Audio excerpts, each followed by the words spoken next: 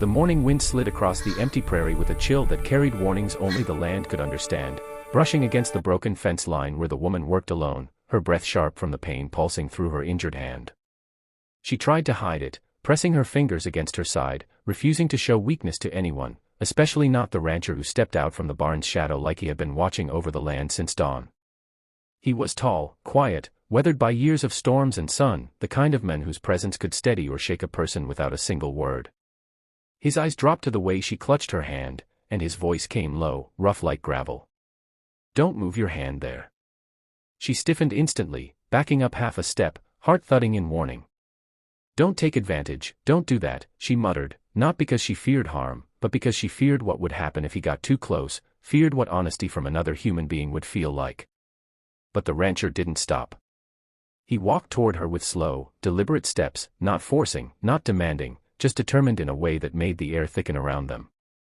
When she tried to turn away, he reached out gently, not grabbing, not claiming, just guiding her injured hand into his. She whispered, "Stop," but he only shook his head, not in defiance, but in absolute refusal to let her face pain alone. What he did next was unthinkable to her. He cared. He examined the wound with hands rough from ranch work yet unbelievably gentle, and the warmth of his touch hit her harder than the injury itself. "You tore the skin deep," he murmured, his voice softer now, carrying something dangerous, kindness. "You can't keep working like this." She tried to pull back, but he held her hand with steady confidence, not force. "You don't understand," she said, her voice shaking more from emotion than pain. "People don't help others out here without wanting something." He looked her straight in the eye, a quiet storm building behind his calm expression. "Then you've been around the wrong people." He wrapped her hand with a strip of cloth he pulled from his coat, his hands working with practiced care. She watched him, unsettled by the realization that no one in years, had treated her like she mattered. "Why are you doing this?" she breathed. He tied the knot gently and stepped back only enough for her to breathe. "Because someone has to. And you shouldn't have to fight everything alone." Her throat tightened, and for a moment the ranch around them fell into a hush, the world narrowing to the space between his steady presence and her fragile disbelief. The unthinkable wasn't his touch, wasn't his closeness, wasn't him ignoring her warnings, it was the promise in his eyes, quiet but unwavering. He wouldn't walk away, not from her, not from the truth he saw even when she tried to hide it. She shifted her bandaged hand, feeling the weight of something new settling over her life, something she hadn't felt in a long time, safety. As she walked beside him toward the barn, the sun finally broke through the clouds, warming the cold earth, and for the first time in years she wondered if maybe, just maybe, this place, and this man, were the start of something she had never believed she could have. The day stretched into a strange quiet after the morning's unexpected moment between them, and every time the woman flexed her bandaged hand, she felt the rancher's steady touch like a ghost lingering on her skin. She didn't want to think about it, didn't want to feel anything that might weaken her resolve, so she threw herself back into work, stacking hay bales with her good hand, checking troughs, forcing her mind to stay fixed on simple tasks.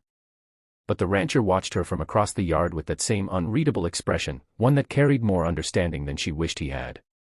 He didn't interfere, didn't crowd her, yet somehow his presence followed her like a shadow she didn't know how to outrun. When the sun dipped lower, casting long orange stripes across the land, a distant rumble in the dirt made the horses snort and lift their heads. Hooves. Fast. Urgent. The woman stiffened instantly, instincts sharpened from a lifetime of learning that sudden arrivals usually meant trouble. The rancher grabbed his hat, his jaw tightening as three riders crested the ridge and descended toward the ranch with dust swallowing their silhouettes. "Stay behind me," he said, and though she hated to be told what to do, something about his tone made her obey without question. The riders pulled up in front of the corral, their horses blowing steam into the cooling air.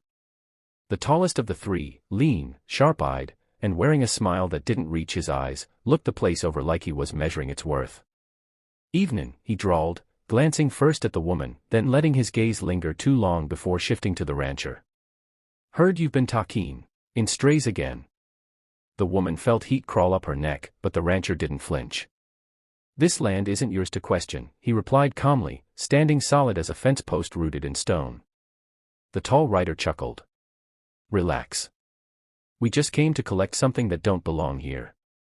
His eyes slid back to the woman, and she felt a sick twist in her stomach. Whatever history these men carried, it was aimed at her.